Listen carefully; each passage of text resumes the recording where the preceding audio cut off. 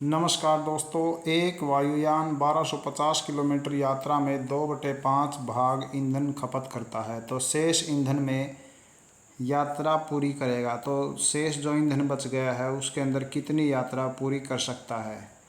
तो पहले देखिए कितना ईंधन पहले यूज कर चुका है। ये 2/5 भाग ईंधन का यूज कर चुका है। तो हमारे पास जैसे 5 भाग हैं ईंधन के।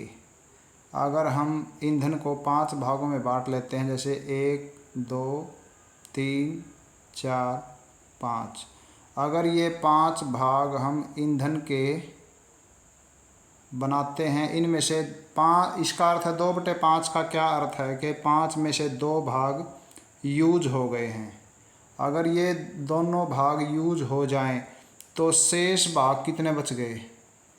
शेष ईंधन हमारा जो है 3 भाग बच गए हैं। 5 में से 3 भाग बच गए हैं। तो क्या होता है, यहाँ पे 2 भागों में तो वो 1250 किलोमीटर की यात्रा तय करता है। तो बाकी जो 3 भाग बचे हैं उनमें कितनी यात्रा तय कर लेगा। तो 2 भाग जो है 1250 किलोमीटर के बराबर है। तो अगर हम 1250 को 2 से डिवाइड कर लेते हैं तो ये 625 किलोमीटर आता है। ये 1 भाग के इक्वल है। 5 में से 1 भाग ईंधन का यूज हो तो 625 किलोमीटर यात्रा तय हो जाती है। अगर हमारे पास 3 भाग जो बचे हुए हैं उनकी हमें ज्ञात करनी है यात्रा, तो 3 भागों में कितनी यात्रा होगी।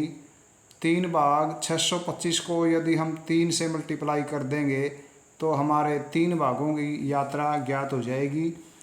ईंधन के 3 भागों में जैसे 3 छिके 18 होता है और 25 तिया 75 होता है। तो 1875 किलोमीटर यात्रा कर सकेगा जो बचा हुआ ईंधन है। 5 में से 3 भाग बचे हुए हैं तो 1875 हमारे पास ऑप्शन ए आता है। ऑप्शन ए इस क्वेश्चन का राइट आंसर बन जाता है। अगर ये ट्रिक आपको अच्छी लगी है तो एक लाइक ज़रूर कीजिए। धन्यवाद।